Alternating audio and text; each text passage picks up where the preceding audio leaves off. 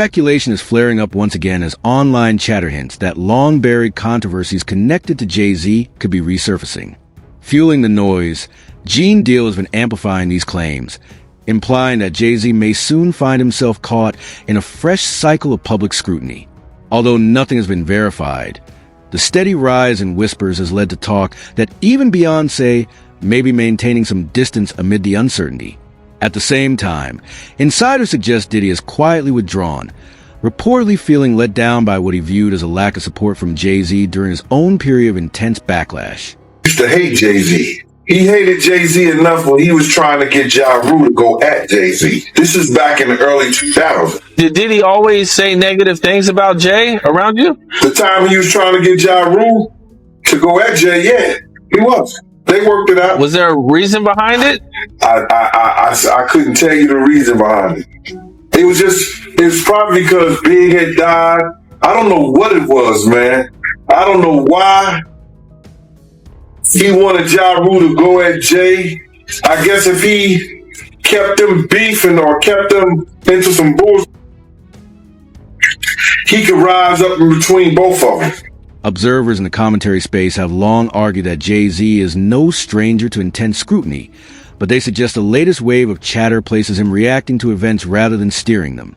For years, figures like Jaguar Wright and Gene Deal have echoed similar views, portraying both Jay-Z and Diddy as central players in an industry filled with unresolved tension and predicting that such pressure has a way of returning. With Diddy's circumstances already unfolding in full public view, those same commentators now claim the spotlight may be shifting, warning that Jay-Z could soon encounter even greater challenges as speculation and unease continue to build around his name. Black-owned distribution company. The thing is, they wasn't trying to let us in the door. That's why I don't trust these people. But Suge came up with the idea. It was a brilliant plan. He said, whatever the recording fund is, 10% goes to the union. Each time you do a new album, 10%. It was going to be some get down or lay down shit. Shortly after that, the feds raided. All of us being hit up around the same time. Someone left that meeting talking about our move. It was Jay-Z and Puff that went to those New York corner to let them know what Suge Knight was trying to do. They told Jay, if you help us get rid of Dame, we're going to make you the president of Def Jam. Why don't we stick together and they got to come to us? For some reason, everybody just wants to do everything on their... Quiet talk within industry circles has resurfaced doubts about Jay-Z's dependability, frequently looping back to the long-debated 1999 incident involving Lance Rivera. Although the case concluded with Jay-Z pleading guilty to a misdemeanor assault charge, Rivera has repeatedly maintained that Jay-Z never physically harmed him. That inconsistency has fueled ongoing debate for decades, with observers questioning Rivera's reasoning and motives, and turning the episode into a lingering puzzle that the industry continues to re-examine whenever Jay-Z's name comes under renewed scrutiny. Of a stabbing at a trendy party. Kimberly Richardson is at Midtown South right now. Kimberly. For Rosanna, just a few hours ago, police here at Midtown South arrested Sean Carter, better known as Jay-Z. The rap star voluntarily turned himself in here at the precinct earlier this evening. Now, Carter is being held here in connection with that stabbing fight that erupted at the Kit Kat Club last night. But just a few moments ago, Carter's attorney had this to say. He's not involved in this, period. He was at the club? That's my only comment. He wasn't involved. So it was someone else that did the stabbing and the hitting? I didn't say that. I said he was not involved in it. Now, Slovis goes on to say that at no time was Jay-Z hiding from the police, that they were in touch with cops all day and that they're trying to resolve this as gentlemen. But as Mike Sheehan shows us, others say they've seen the dark side of Jay-Z. For years, critics have claimed that Jay-Z has offered little visible self-examination regarding the Lance Rivera incident, often referencing past interviews where his comments were framed as growth moments, but came across to some as calculated or emotionally distant. The uncertainty deepens, they argue, due to the conflicting accounts surrounding what occurred at the Kit Kat Club, with different witnesses recalling different versions of events. Through it all, Rivera stands apart as a lone figure who continues to say Jay-Z never hurt him, a position that sharply contrasts with other narratives and keeps speculation alive. This imbalance has led observers to question whether Rivera feels bound to maintain his stance, leaving the episode mired in contradictions and persistent industry debate. This is assault with a deadly weapon. They would have never let me be out here with you. Okay. That was the case. You stabbed him. Okay. All right. Do you feel like that was a mistake in hindsight? I believe that was the greatest thing ever. This is gonna sound crazy, but I believe that helped me. You know what I'm saying? Because that put the brakes on everything. That let me know that no matter how successful you are and how much you're on your road, it can all stop. You know what I'm saying? At the end of the day, you still kid from Marcy Projects, and you know, not everybody they waiting for you to mess up. You know what I'm saying? Like it's just go ahead. You know what I'm saying? We let you just go ahead and self-destruct yourself. You know what I'm saying? But that right there was a moment I was like, okay. You know, and I'm glad they didn't have to take for me to be in jail for like 7 years to be like, damn. You know what I'm saying? That moment was like, okay, all that stops. You know what I mean? Yeah. I'm not going to parties with 30 people, and you know what I'm saying? Yeah. Like, I'm not gonna put myself in that position. When you look at Dame still kind of living that life, you know, you could find Dame at the club, you know. Yeah, but he's with 30 models. It's a little different. I was with the hood. Industry talk is intensifying in the wake of Diddy's collapse, with some suggesting Jay-Z could be the next high-profile name pulled into renewed public scrutiny. A few commentators argue that unseen forces may be moving against major figures, echoing Ice Cube's view that Diddy's swift fall into financial and legal trouble didn't happen by chance. As uncertainty spreads, speculation continues to grow that Jay-Z may soon face his own surge of attention. Or had his producers do a few records on my War and Peace album, the Peace Disc. Yeah. How was he to work with? It was cool. You know, he gave us great music. We flew out to New York, and I was mainly in the studio with the producer. You know, he had a stable of producers, so I was in the studio with his stable of producers, and I think we did some great music. And you know, I really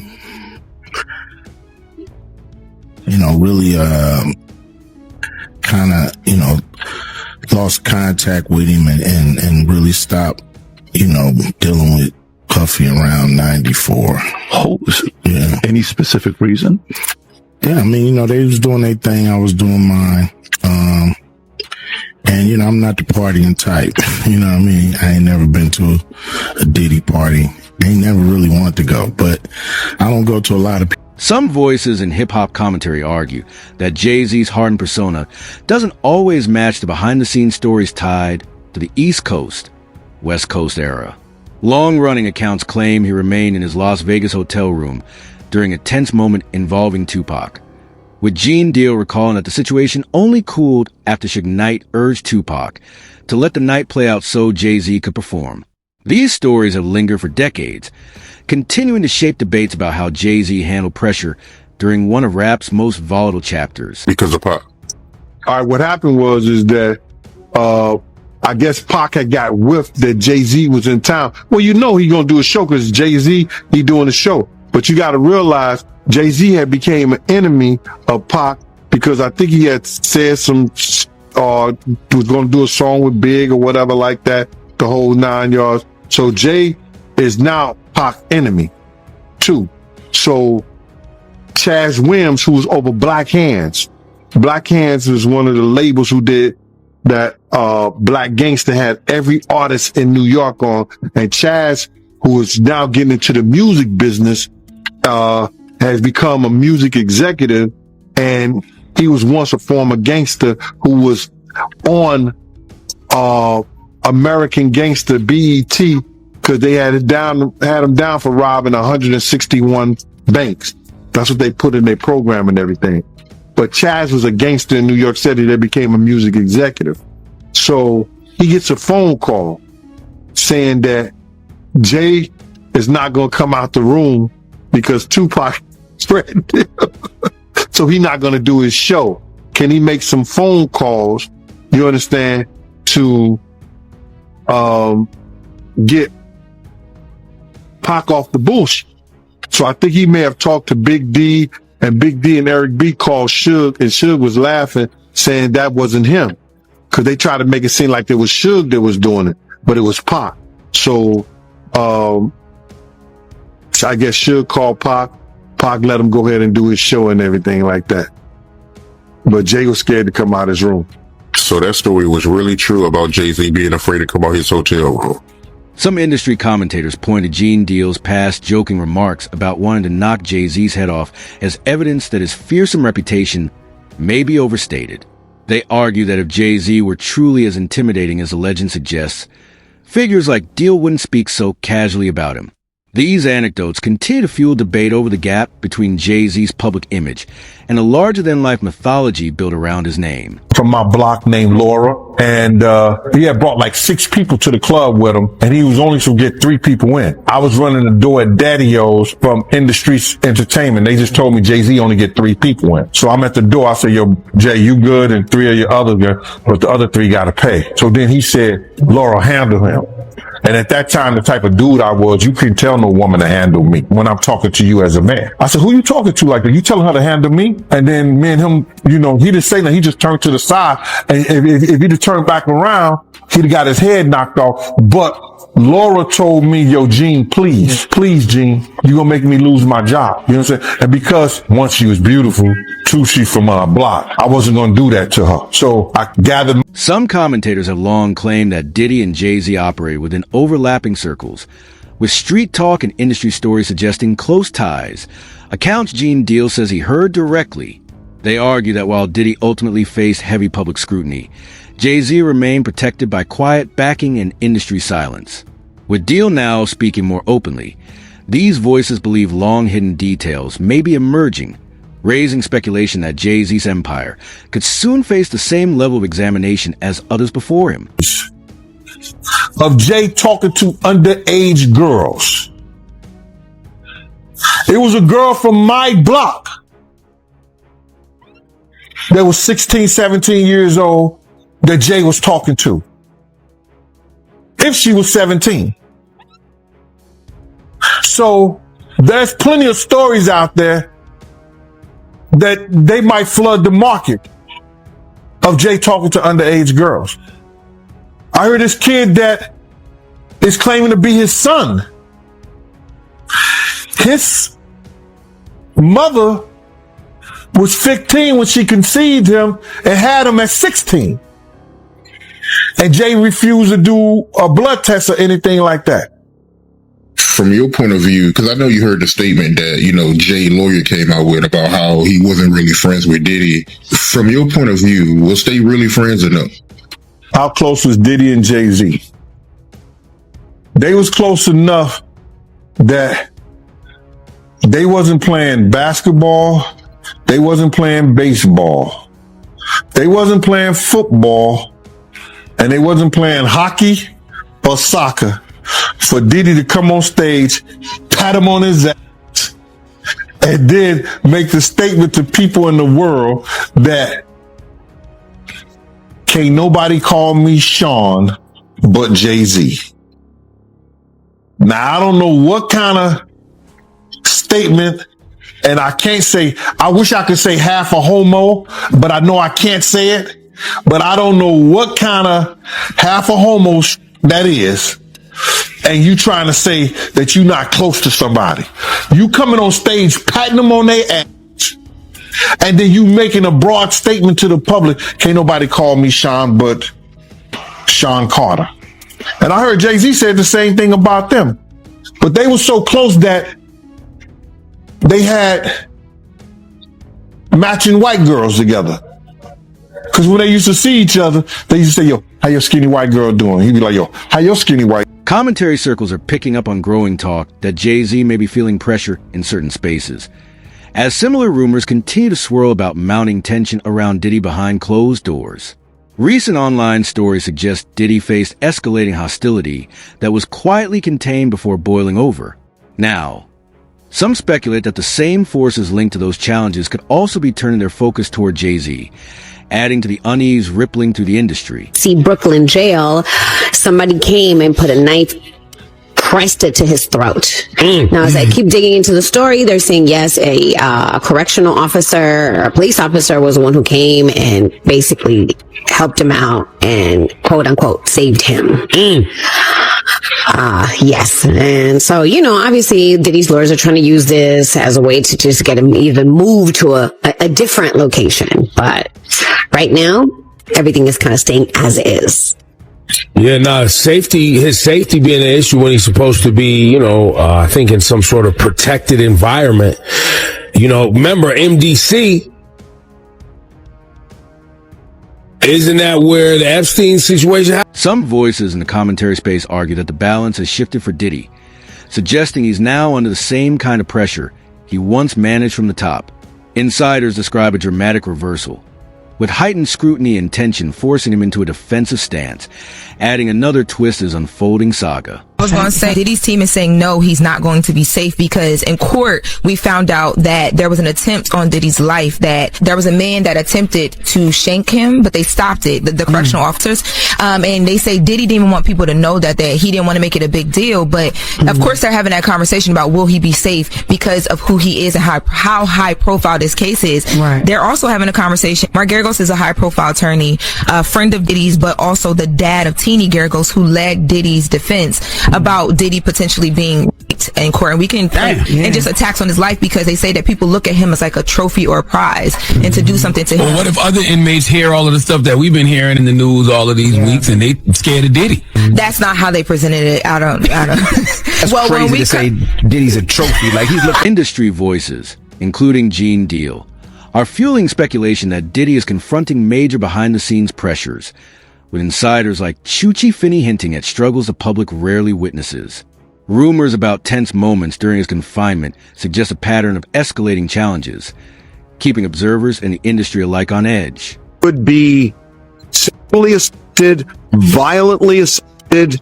Is that a thing? Because based on what was said in court, it feels like a thing.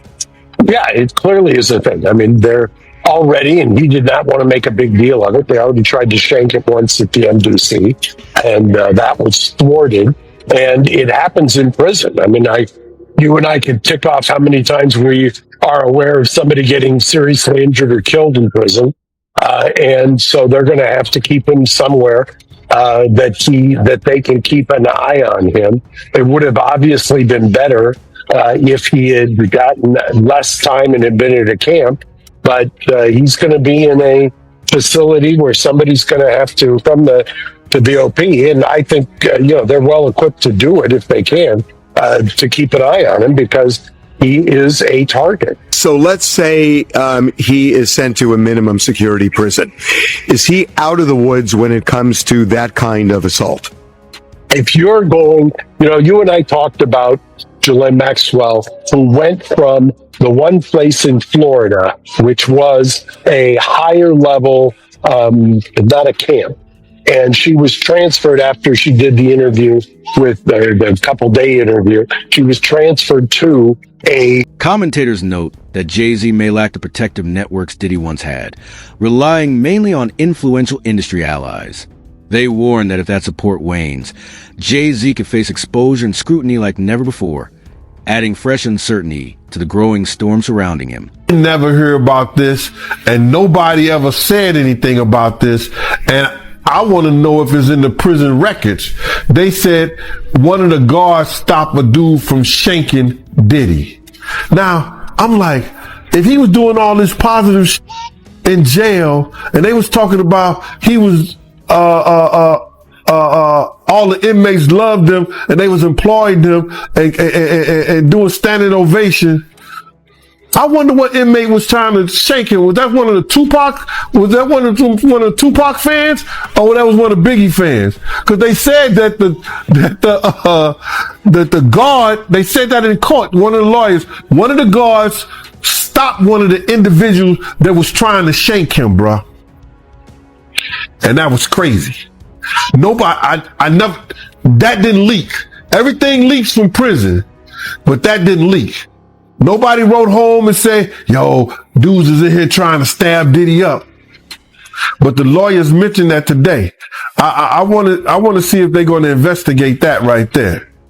You know what I'm saying? And base that, or he probably used that, base that on trying to help Diddy getting into one of those camps or one of those programs. Industry insiders have long suggested that Diddy and Jay-Z navigated high-stakes, high-risk circles, where even veterans could be tested.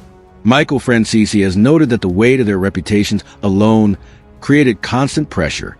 Observers argue that in a world driven by loyalty, influence, and power, every move they make is a potential flashpoint, keeping the industry closely watching their next steps. I mean, the government was all over us. The FBI is all over us. They got investigations on us. They got informants. They got surveillance equipment. He was not cutting you off, but he was an informant for years. Was he really?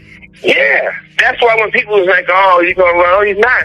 So the reason why these type of people get caught up, they always been feeling they bigger than the law because they part of the law, you know? And as you know, all these people get with the kicking, the punching.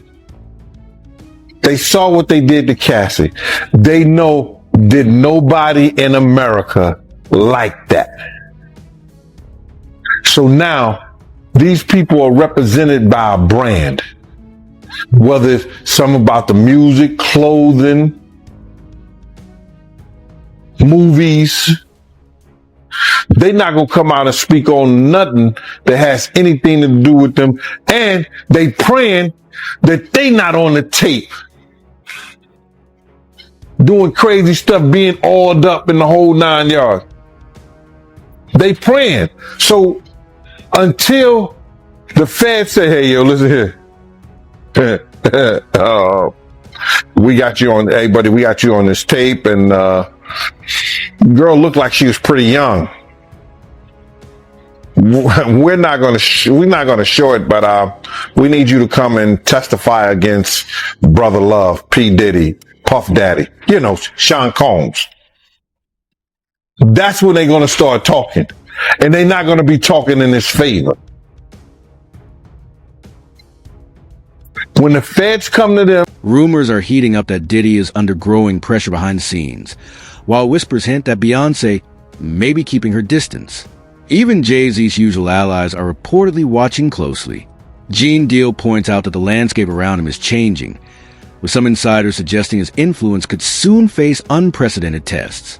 As speculation mounts and new developments emerge, the industry's protective shield may be fading, leaving everyone on edge.